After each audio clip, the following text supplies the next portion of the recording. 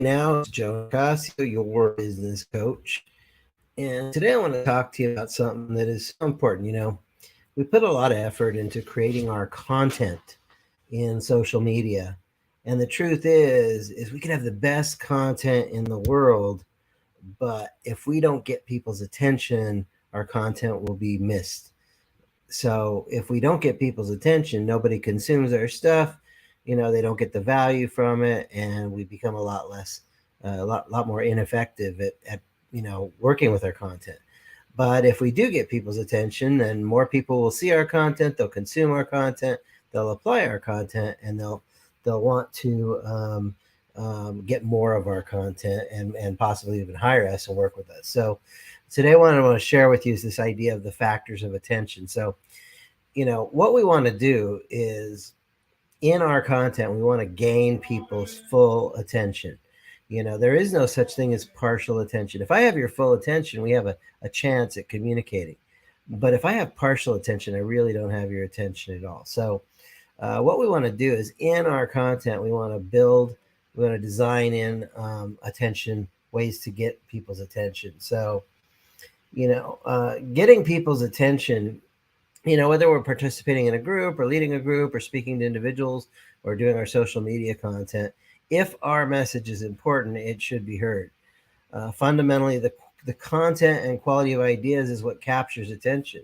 Whenever the audience drifts, we need to bring them back to captivate their attention, to make them more eagerly receptive. Communication's a process. It's one of credibility. It's a process of rapport. And we want to make the listener receptive to make our message more palatable. We want to get our points across, and we want to have the listener walking away understanding the essence of our message, feeling complete with the message. So there's basically 9 factors of gaining people's attention. The first one is activity, physical movement, gestures. If I, bring you in or use hand signals, if I'm physically moving around at the beginning of a video, well orchestrated activity will gain people's attention versus just being a talking head.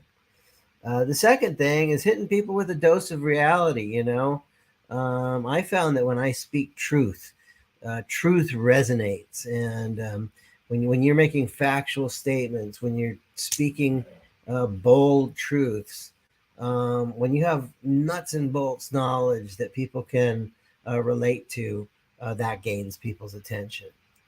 The third thing is proximity or proxemics. This is especially useful if we're actually in a face-to-face, in a room, public speaking. Directly referencing someone in the room, you can gain their attention. Hey, Bob, remember when we were at lunch earlier today? Also, the way you move around the room, that's proxemics. You can use someone in your audience as a character in a hypothetical situation.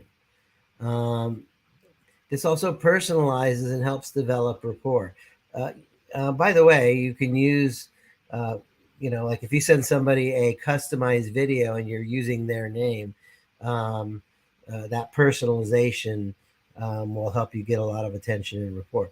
Eye contact also falls into this category. Looking somebody straight into the eyes increases the likelihood they're going to look back. If I look at you, you're going to look at me back. So pay attention to others and they'll pay attention to you. Number 4, way to get people's attention is familiarity. If I can demonstrate I understand your world better than you understand your world, if I can demonstrate I understand your problems better than you understand your problems, you're familiar with your problems, but if I can demonstrate I get where you're coming from. So too much familiarity can be boring, but it's helpful in describing abstract concepts. I think one of the greatest skills is, simplifying your communication of abstract or complex concepts. If you have a complex concept to communicate, but you can do it in using simplicity, using familiarity, you're going to connect and you're going to get people's attention. Abstract concepts lose people. Examples and analogies work well to describe abstract concepts to clearly to lay people who would otherwise be confused. Novelty, doing something novel, doing something unique, wearing funny clothes, wearing funny hats.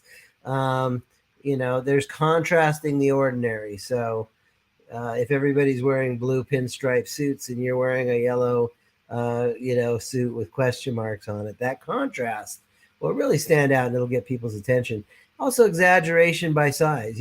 Too much exaggeration, too much novelty can be repulsive, and it can cause disinterest. So you may gain attention, but you won't necessarily hold it. The sixth way to really gain people's attention is to have suspense.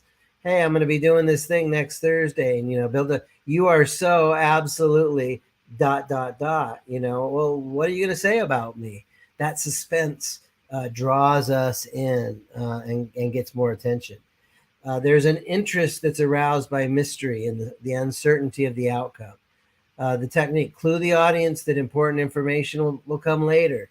Um, Warning, look, if you say, hey, I'm going to I'm going to reveal this great secret to you, and then 45 minutes later you still haven't revealed the secret, you might drive people a little crazy and they're going to get annoyed with you. So you want to create the suspense, but you don't want to go overboard. So don't make the mystery too deep or too obscure that the audience loses all hope of understanding, and make sure you divulge the information. If you don't, it's like tearing out the last page of a murder mystery. The seventh way that we gain people's attention is conflict. By the way, if you want this worksheet, just write the word attention in the comments below. We'll get you a link to this video and to the worksheet. So conflict demands attention. Two people fighting, two people arguing, having controversial points of view. Conflict demands attention. It's more interesting than concurrence or just total cooperation. It arouses the audience emotions. Therefore, it's so effective. By attacking child abuse, abortion, or crime, more attention will be drawn than an objective analysis. Some kind of logical analysis is not going to pull people in, as opposed to something that's got a little bit of drama to it. Although objective analysis would probably be more enduring, watch out for verbal attacks. So you want to create some conflict without attacking people personally. That can just get kind of ugly. Number 8 is humor. Humor it draws attention. The warning here is you want to be lighthearted, but not too serious. If you're too lighthearted, people might think of you as a joker. If you're too serious, you're intense. But right in the middle, that balance between serious and playful, we call that charisma. And it's actually very engaging. So everyone enjoys laughing. It relieves tension. It releases endorphins. You want to be relevant. You want to be in good taste. If it doesn't work, humor provides relaxation, thus an element of control. People pay attention to what they enjoy, and people enjoy laughter. Our job is to be communicators, not necessarily entertainers, but a little bit of entertainment can go a long way. And then finally, it's vital. Listeners will be receptive to issues that concern them, such as building a prison in the neighborhood. That's kind of a big deal. You can use these techniques during a crisis or place them into your presentation at regularly spaced intervals. The name of the game is we want to gain attention. We want to keep attention, so that we can complete our communication. Because as long as we have attention, we have a chance to communicate. But the moment we lose attention, communication ceases, it stops.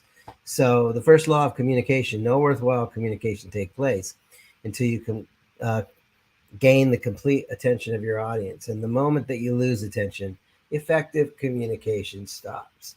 So, if you want this worksheet, just type the word attention. I'd be happy to get it to you. If you want my book, write the word book in the comments and I'll send you a link. You can download my book, Resurrecting America's Entrepreneurial Spirit. I love helping people build a better business. I work with business people who are frustrated because their business isn't growing fast enough.